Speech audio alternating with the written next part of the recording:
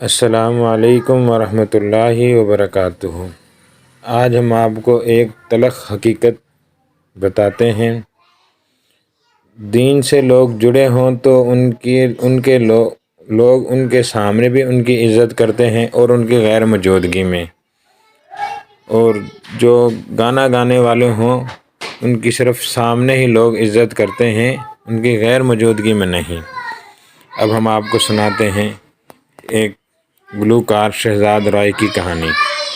کافی عرصہ قبل گلوکار شہزاد رائے اپنے بارے میں گفتگو کرتے ہوئے بڑے فخر سے کہہ رہا تھا کہ کنسرٹ میں لوگ ہمیں سننے ہزاروں لوگ آ جاتے ہیں، بازار میں جائے تو ان گنت ہمارا تعاقب کرتے ہیں، بازار میں جائیں تو ان گنت نگاہیں ہمارا تعاقب کرتی ہیں، نئے البم آئے تو ہاتھوں ہاتھ بک جاتی ہیں، جب ہم کوئی گانا پبلک میں گاتے ہیں تو ایک دنیا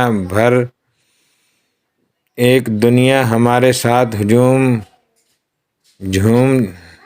جب کوئی ہم گانا پبلک میں گاتے ہیں تو ایک دنیا ہمارے ساتھ جھوم جھوم کر گانے لگتی ہے۔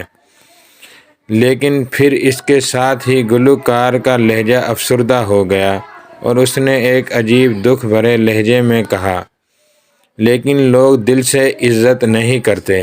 ہم بہت حیران ہوئے اور پوچھا وہ کیسے؟ تو لوگ تو تمہارے بہت سے دوسروں فنکاروں کے دیوانے ہیں۔ شہزاد رائے ایک سمجھدار فنکار ہیں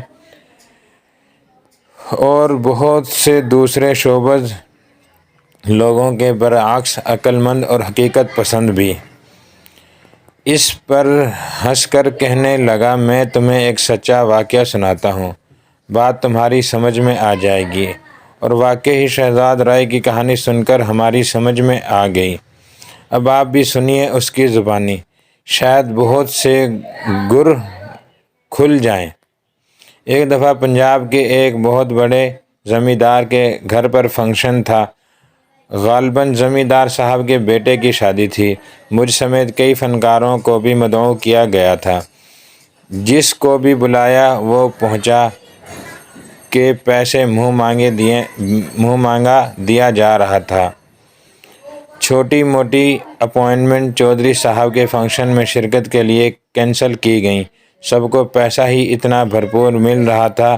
بہرحال پورا طائفہ چودھری صاحب کے ہاں پہنچ گیا۔ فنکشن فیصل آباد کے علاقے میں ایک گاؤں میں زمیندار صاحب کا قلعہ نما حویلی تھی۔ وہاں جاتے ہوئے تھوڑے بہت خدشات تھے۔ وہ اس وقت دور ہو گئے جب ہم چودھری صاحب بے نفس و نفیس ہمارے استقبال کو آئے اور حویلی کے ایک ہی سیکشن کے بالائی منزل پر ہمارے قیام کا اس قدر شاندار بندوبست کیا گیا کہ کسی 5 اسٹار ہوٹل میں ہوگا۔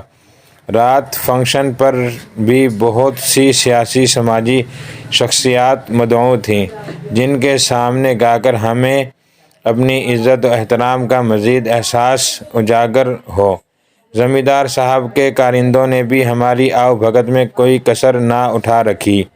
رات کے فنکشن ختم ہونے کے بعد جب ہم سونے کے لیے گئے تو ہم خود اپنی نظروں میں پہلے سے کہیں زیادہ قد آور ہو چکے تھے۔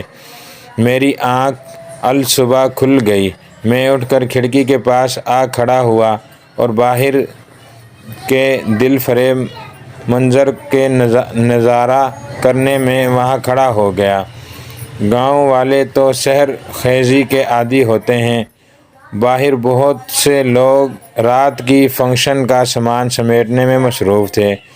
میں انہیں دیکھ ہی رہا تھا۔ دوسری جانب چودھری صاحب با نفس نفیس خود ہاتھ میں ایک اسٹک تھامے آتے نظر آئے۔